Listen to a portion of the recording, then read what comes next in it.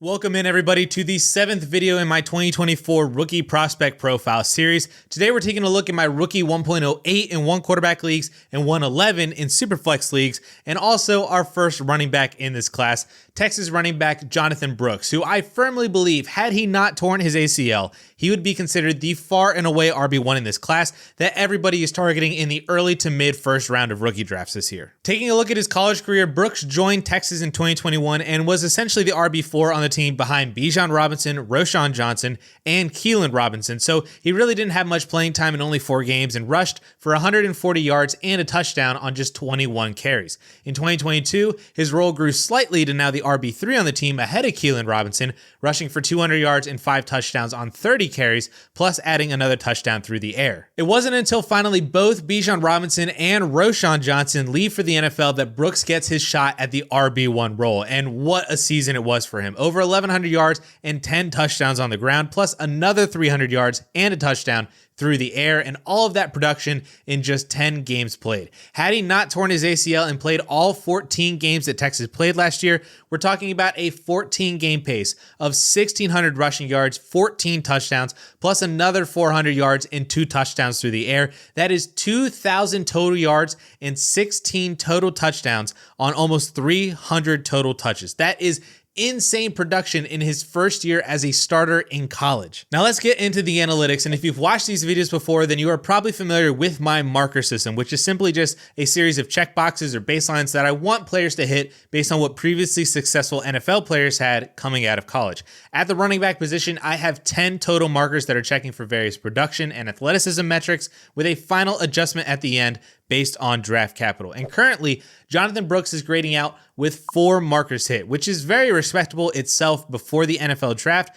but that is without any combine numbers because of his torn ACL back in November. If we assume that he runs under 4.55 40 and would hit a 120 burst score, which both are very easy for me to believe that he can get to based on his athleticism on tape, then that would bring him up to 7 total markers hit, which would be tied for first in this class before the NFL draft. And then the hope is that he is drafted in the 2nd round, which would bring him up to 8 total markers hit, which is ahead of Zach Charbonnet last year, and it's the same range as Javonte Williams, Derrick Henry, Le'Veon Bell, and Maurice Jones-Drew. The only 2 markers that he misses on are over 1,000 yards as a freshman or a sophomore, which he was impeded from doing so because he was behind Bijan Robinson, so it's very understandable that he did not get to that point.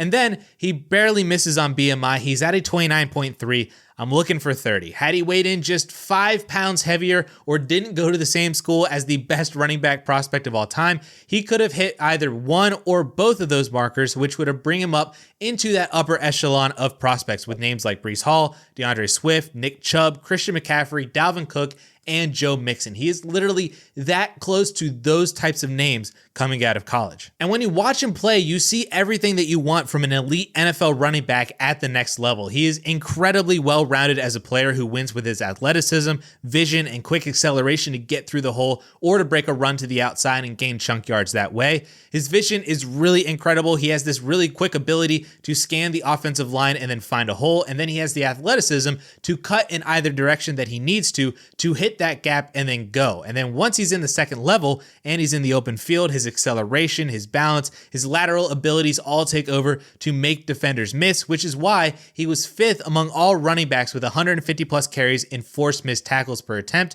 and 3rd in overall elusive rating last year according to PFF.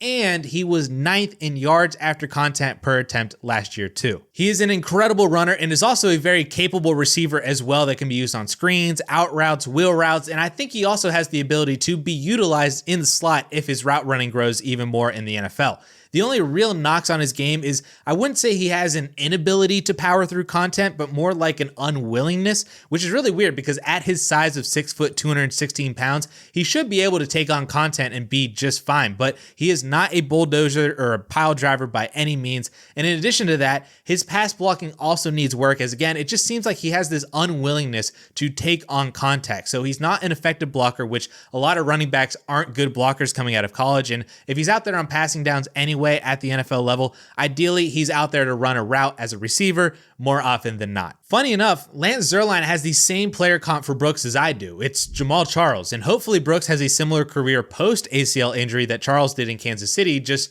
3 straight RB1 seasons, one of which was RB1 overall in fantasy football, and a total of 5 career RB1 seasons from ages 23 to 28. I also see some Aaron Jones in his game, and I think there's a great comp for him in terms of NFL usage as a lower level workhorse with that receiving upside, or as a flashback name that some of you might have forgotten about, I get some Joseph Adai vibes as well in terms of the type of player that he is stylistically as an athletic all-around running back. Now, most of the argument for Brooks and this ranking of him depends on second round draft capital for immediate fantasy football success, which I do honestly believe that he gets, and there are a few teams that I think make a ton of sense for him to be a first round rookie pick taken in the second round of the NFL draft.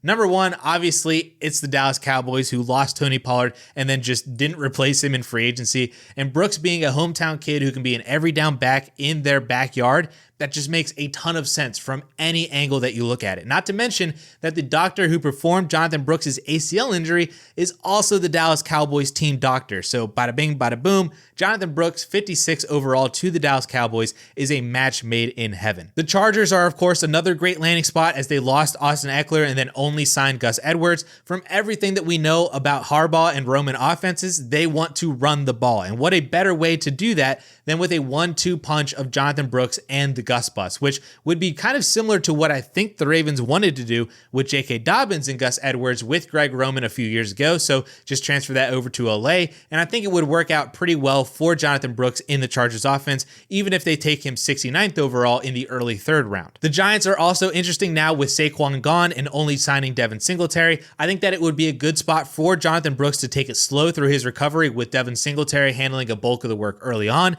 And then Brooks can take over throughout the second half. And then as we get into year 2, he is the main workhorse for the New York Giants. Same goes, I think, with the Vegas Raiders and Zamir White. Should the Raiders feel like they need to draft a workhorse early, it would be a great spot for a higher profile running back, as we've seen bell cow production from them with Josh Jacobs. And then should Jonathon Brooks fall into that third round, I wouldn't mind Carolina, I wouldn't mind Arizona or the Cincinnati Bengals, which are all spots that have utilized workhorses either currently or recently, and all spots where Brooks can take it slow and work his way into that lead role on either of those offenses. So I truly believe that if Brooks had not torn his ACL, we would be talking about him as a solidified first round pick in rookie drafts right now, instead of this early second round ADP that he's being valued around. I will also admit that I think year 1 could be rough for him, or perhaps even underwhelming, to where people start to actually question their investment like halfway through the season, to where there might actually be a buy opportunity at that point, since we all know that running backs coming off of an ACL injury